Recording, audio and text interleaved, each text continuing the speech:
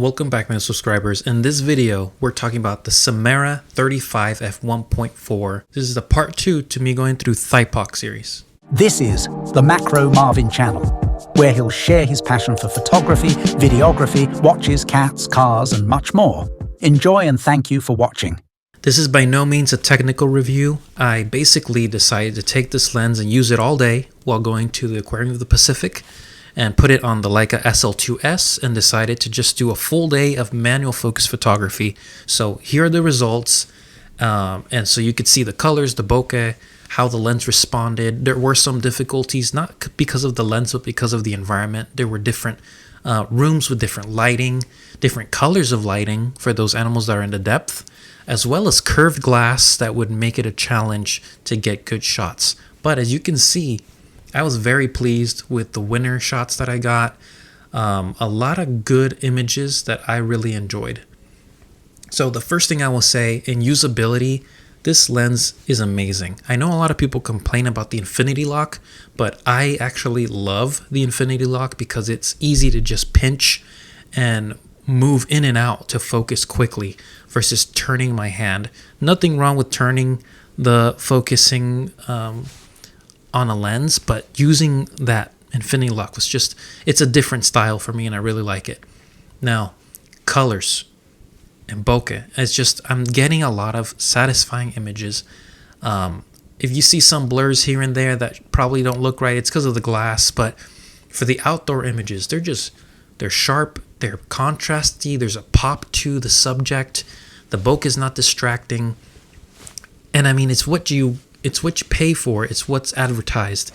This lens is basically a sort of replica of the Leica 35 FLE, the floating lens element version. So it's hard for this lens to go wrong because it's using such a classic formula at a much more affordable level, which I am a big fan of. And as I said in my previous video, this is my second part.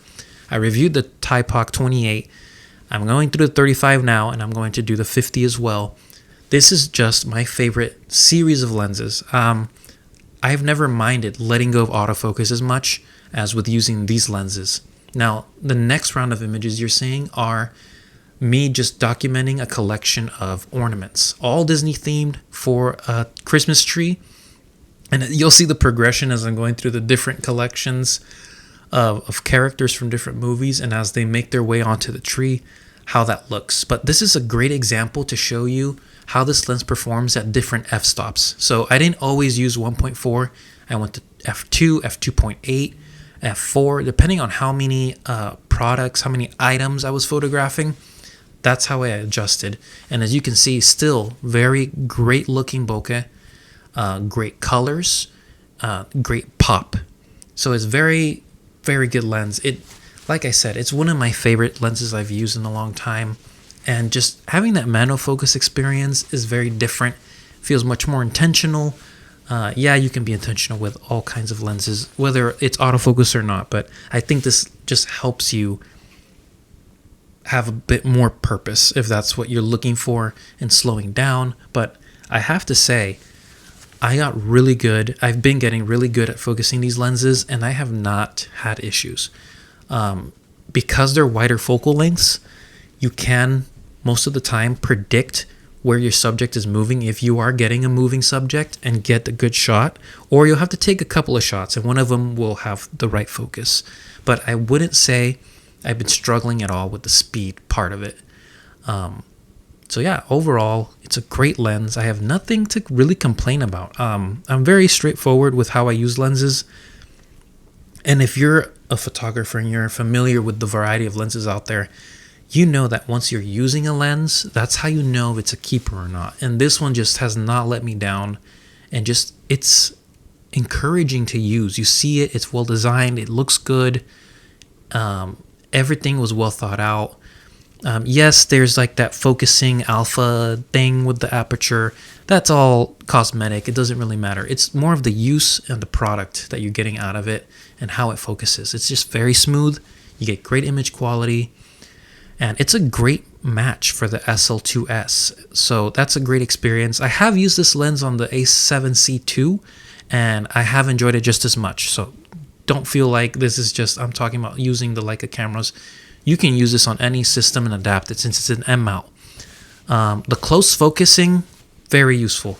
A lot of the Leica lenses tend to be 7.7 meter, 1 meter. This going down to the 0.45 or 0.5, whatever it is just very useful. I was able to get really close and isolate close subjects. No complaints on that end. The image quality performance is just good overall. It doesn't feel clinical to me, which is something I'm really enjoying about using manual focus lenses, vintage lenses, or that sort of inspired lens. Now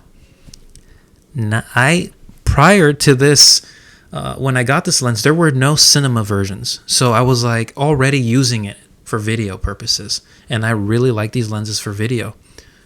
But if you have not bought the cinema versions and you have the regular versions, they're essentially the same lens.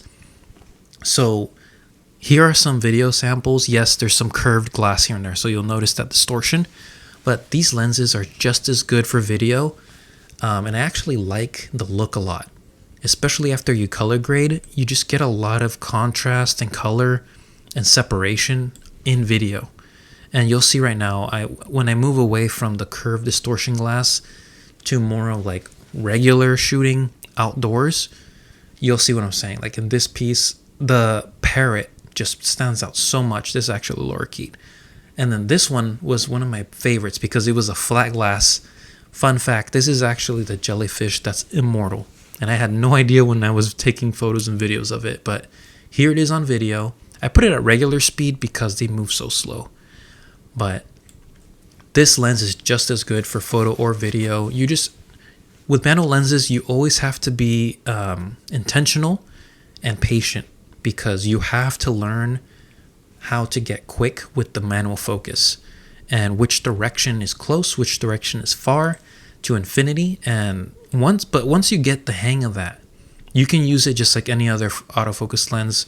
And people have been using manual focus lenses for decades. So that is not a limiter. The wider the focal length, I would say the easier it is to focus too. So that's why the 28 is one of my favorites, because it's slightly faster for me to focus to 28 than the 35.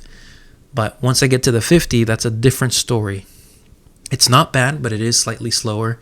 But like I said, I have to just throw myself in and just say, I'm going to use this one lens the whole time, and then I'll get used to it. And that's just the way it is. It's a learning process. So if you're interested in these lenses, just take a look at these samples, photo or video. Of course, I'm using my own color style, color grading for the video.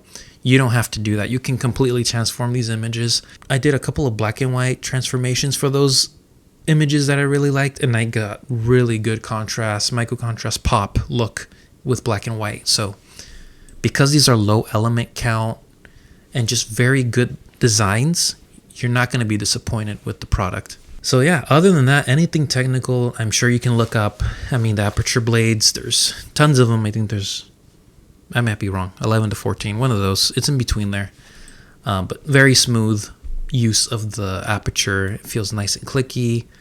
Depending on the lens you get, 28 versus 35 versus 50. I did notice they click a little bit different, with the 28 being the most clicky, 35 being the middle, and 50 being a little bit smoother, and it's probably because it has the adjustment on it.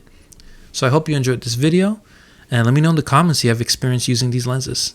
Thank you.